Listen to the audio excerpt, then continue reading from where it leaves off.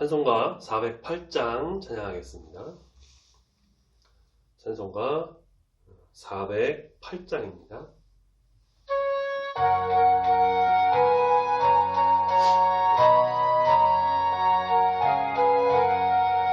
나 어느 곳에 있든지 늘 마음이 편하다. 주 예수 주신 평안함 늘 충만하도다. 나의 마음속이 늘 평안해. 나의 마음속이 늘 평안해. 악한 죄 파도가 많으나 마음이 늘 평안해.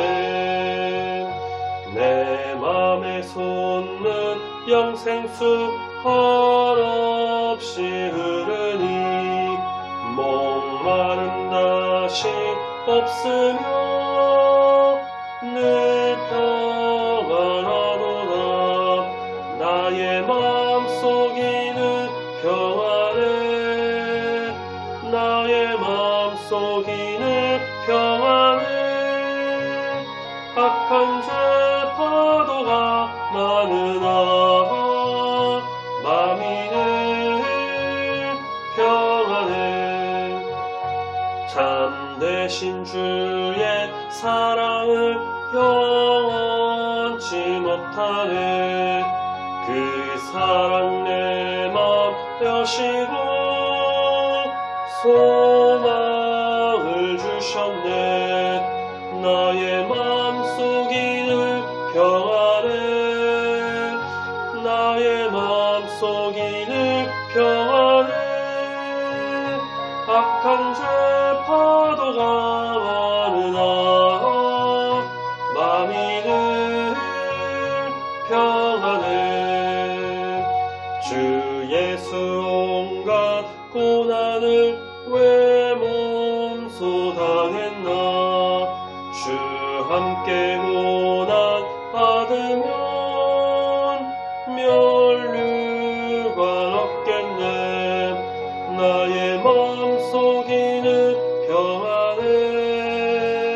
나의 마음속이 늘 평안해. 악한 죄 파도가 많으나 마음이 늘 평안해. 아멘. 사도신경으로 신앙 고백 드리겠습니다.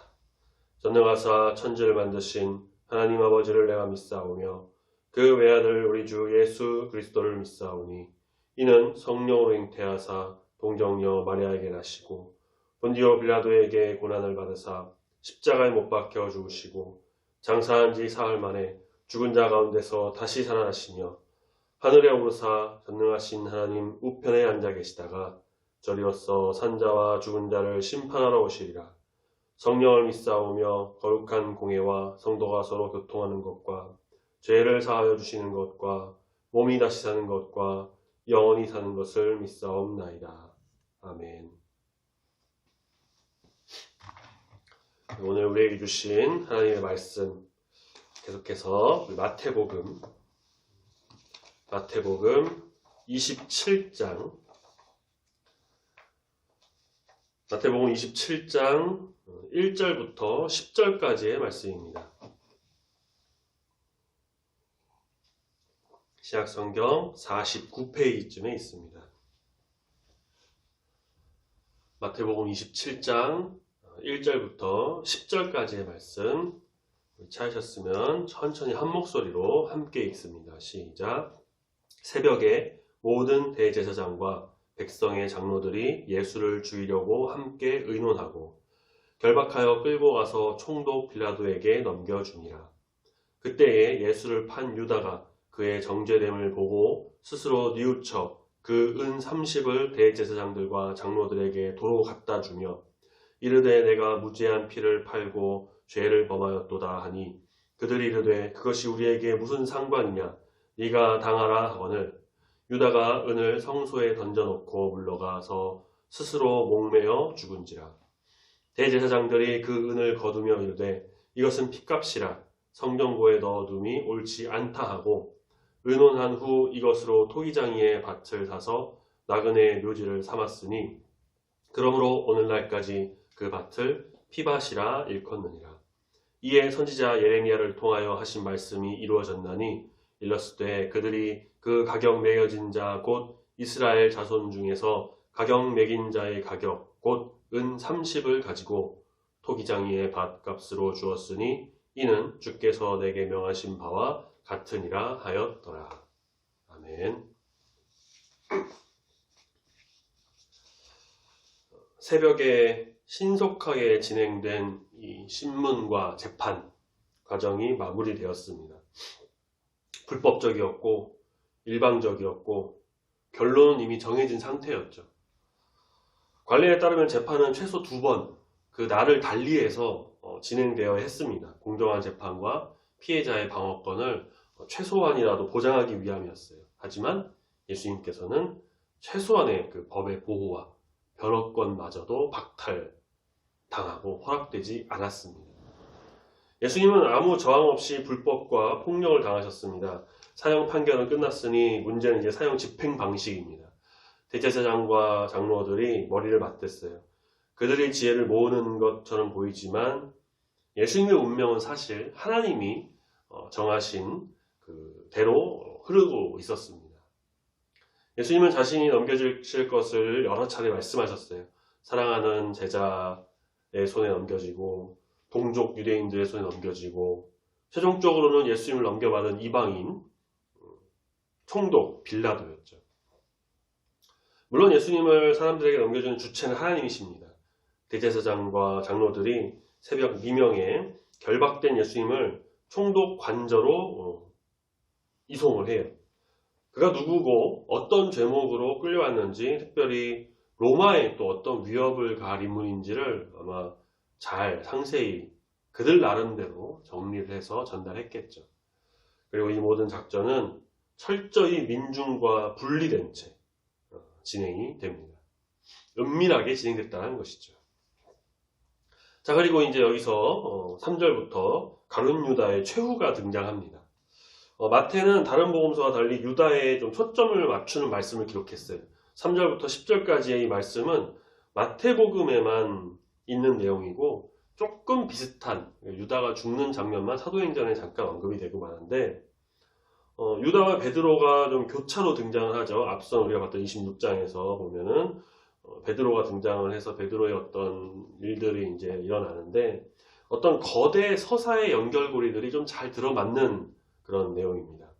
큰 틀에서 보자면 유다의 운명 예고, 이어서 베드로의 3번의 부인 예고, 그리고 그것은 베드로의 부인, 유다의 운명 이렇게 연결이 돼요. 베드로의 배신도 좀 극적이었죠. 그것처럼 유다의 마지막 선택도 극적입니다. 베드로의 부인과 예수님의 이 신문이 맞물리는 것처럼 유다의 마지막 이야기는 예수님에 대한 사형 판결과 향후 죽음이 무죄한 자의 죽음이라는 사실을 입증합니다. 이러한 이야기의 배열은 발생 시간보다는 주제적 목적에 좀 따른 것이라고 할 수가 있는데 베드로가 닭 웃는 소리를 듣고 밖으로 나가서 통곡하는 것처럼 유다가 자신의 잘못의 결정을 뉘우쳤다라고 말하고 있죠. 그 말에는 이제 근심하다, 마음을 되돌리다 이런 의미를 좀 내포하고 있습니다. 그렇다고 해서 우리가 유다의 이런 태도를 회개로 볼 수는 없습니다. 뉘우침은 원상태로 돌리겠다는 것을 의미하기 때문이에요. 그는 뜻밖의 예수님께서 극형을 선고받으니까 양심의 좀 가책을 느끼면서 이 일을 바로잡으려고 좀 했습니다. 이는 유다도 현장에 있었을 가능성을 이제 보여줘요. 종교 지도자들이 예수님을 이방인의 손에 넘겨주니까 유다는 예수님을 넘겨준 대가로 받았던 그 은 30을 다시 이제 대제사장들과 장로들에게 돌려주려고 왔죠. 그리고 4절, 무죄한 피를 팔아넘긴 죄를 범했다라고 합니다. 종교 지도자들은 이 유다의 방문이 달갑지만은 않았습니다. 더욱이 그의 자백은 그들의 어떤 예수님을 죽이고자 하는 굳은 결심을 그 굳은 결심이 어떤 변화도 주지를 못했어요. 유다의 자백이 사실이라면 예수님을 팔아넘긴 유다 자신이 합당한 벌을 받으면 될 것입니다. 그들은 무죄한 자의 피는 자신들과 무관하다고 생각하면서 네가 당해라 라고 하며 모든 책임을 유다에게 떠넘깁니다. 사실 무죄한 자를 죽이려고 뇌물을 받은 자는 저주를 받을 것이다 라는 이 신명기 27장 25절의 근거에서 아마 그렇게 말했던 것으로 보입니다. 아이러니하게도 나중에 이 종교 지도자들이 총독 빌라도에게 똑같은 처우를 받습니다. 다다음 주쯤인가 볼 말씀인 것 같은데 24절에 가면 그들이 무죄한 자의 핏값을 유다에게 돌렸지만 빌라도는 뭐라고 하냐? 그 핏값을 다시 그들에게 돌려요. 이제 유다가 할 수 있는 일 아무것도 없습니다. 스승을 넘긴 것은 돈 때문이 아니었어요. 스승이 자신의 가치관과 어떤 기대에 부합하지 않는다는 것 때문에 행해야 하는 일이었습니다. 종교 지도자들의 차가운 반응에 유다는 받았던 그 은30을 성소 쪽에, 성전에 있는 성소 쪽으로 던져버립니다. 이 행위는 구약성경 말씀 스가랴 11장 13절 말씀과 연결이 됩니다. 물론 유다가 이 말씀을 기억해서 이 말씀, 구약의 말씀을 내가 성취해야지 그렇게 하면서 했던 행동은 아닐 겁니다. 그의 일련의 행동을 떠나 그의 일련의 행동이 의도와 좀 무관하게 그의 어떠한 상황과 생각과는 무관하게 구약의 예언의 성취로 작용하고 있었다라는 것을 우리가 볼 수가 있어요. 유다는 이제 그곳에서 나와서 스스로 목숨을 끊습니다.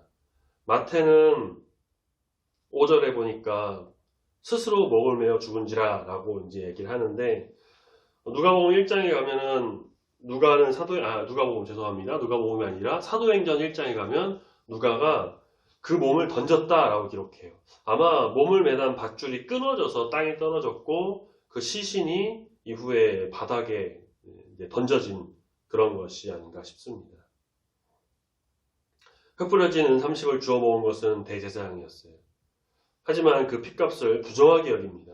율법에 따라 부정한 돈은 성전고에 둘 수가 없었습니다. 그래서 이를 어떻게 할까 의논하는데요. 결국 다른 목적에 그 돈을 사용하기로 하죠.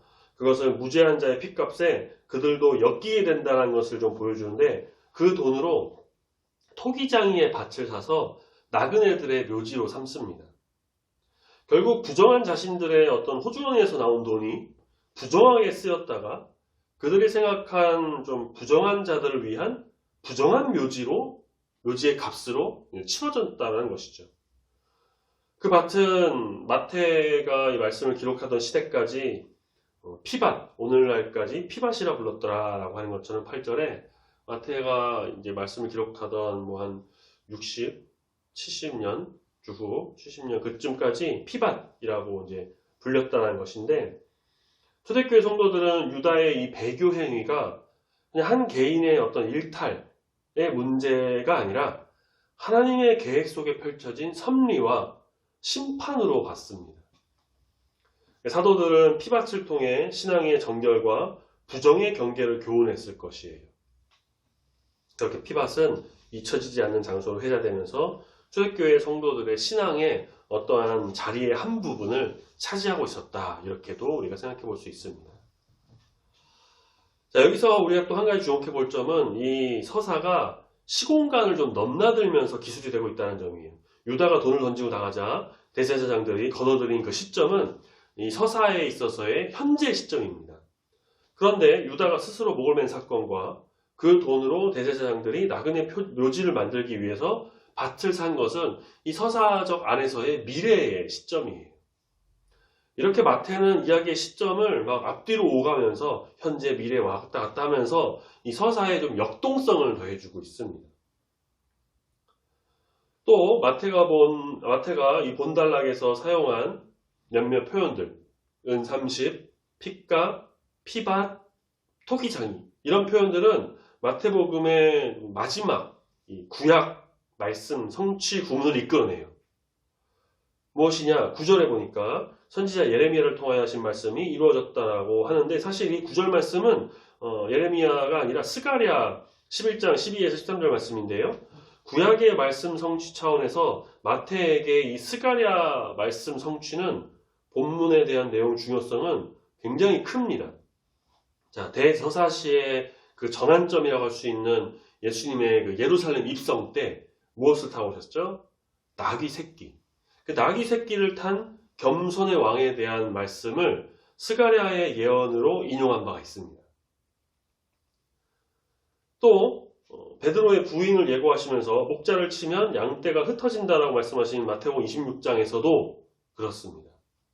이처럼 마태는 스가랴 본문 속에서 왕이 자기 백성에게 버림받고 결국 죽임을 당하는데 그에게 매겨진 가격이 은 30이다 라는 어떠한 선명한 예언과 강렬한 모티프가 정확히 예수님을 향하고 있다라고 생각을 했어요.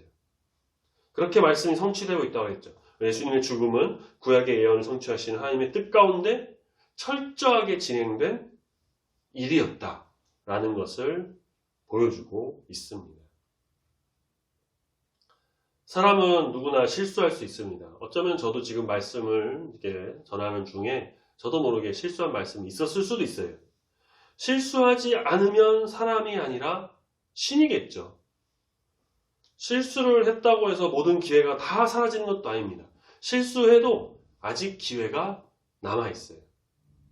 축구선수가 실수로 골을 못 넣었다고 해갖고 모든 것이 그냥 물거품이 되고 그것으로 그냥 좌절하고 시간을 되돌려 순간을 이제 무마하려고 하고 뭐 되돌릴 수 있는 그런 거는 되지가 않죠.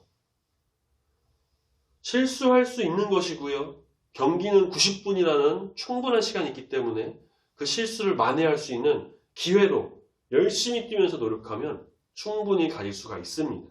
기회는 있어요. 베드로 분명히 실수했습니다. 죽을지언정 예수님 부인하지 않겠다라고 아주 호언장담했던 그가 불과 얼마 지나지 않아서 그 폭력의 현장을 목격하고선 부인했습니다. 맹세하고 저주까지 하면서 부인했어요. 그렇게 베드로는 실수했지만 통곡하며 울었고 이것을 되돌리려고 하거나 막 심한 죄책감에 시달려서는 시름시름 앓다가 그렇게 끝나고 만 것이 아니라 예수님께서 다시 만나주시고 다시 기회를 잡고 참된 제자로서 나아갔습니다. 반면 가룟 유다는 자신의 실수에 대한 아주 심한 죄책감과 좌절감으로 그것을 막 돌이키려고 좀 무마해 보려고 은30을 다시 가져왔지만 그것은 아무것도 되지 못했습니다. 이것은 회개하며 돌아온 것이 아니라 후회하고 돌이키면서 현실을 부정하는 모습이었던 거예요. 결국 그는 스스로 자신의 목숨을 끊는 아주 극단적인 선택을 하고 맙니다. 실수를 기회로 돌이키지 못하고 진정으로 회개하지 못하고 사탄이 주는 죄책감에만 시달리는 자의 말로는 바로 이렇습니다. 뉘우침과 회개는 다릅니다. 뉘우침은 죄책감에 따른 양심의 가책을 느끼는 것인 반면에 회개는 잘못으로부터 돌이키고 새로운 출발, 새로운 창조에 참여하는 행위입니다. 예수 그리스도의 십자가의 보혈이 우리를 살게 합니다. 예수 피를 힘입어 회개하며 나갈 때 우리의 악함은 제하여질 것이고 새로운 주의 사람으로 다시 태어나게 됩니다. 새롭게 출발하면 됩니다. 다시 일어서면 돼요. 죄를 안 지는 것이 물론 가장 좋겠지만 우리가 연약한 인간이기에 또한 죄에 항상 노출되어 있는 이 세상에서 살아가고 있기 때문에 언제든지 우리는 실수하고 죄를 지을 수가 있어요. 넘어져도 다시 일어나 회개하면서 주를 의지하며 굳은 믿음으로 가룟 유다와 같이 그냥 그렇게 패배자의 삶이 아닌 베드로, 바울, 예수 그리스도처럼 정말 승리의 삶을 온전히 살아가는 우리 모든 중국의 성도님들이 다 되시길 소망합니다. 아멘. 찬양하겠습니다. 찬송가 250장.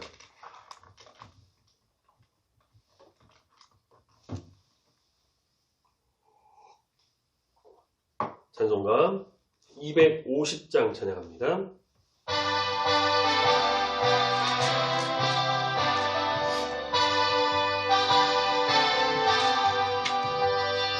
구주의 십자가 보혈로 죄 씻음 받기를 원하네.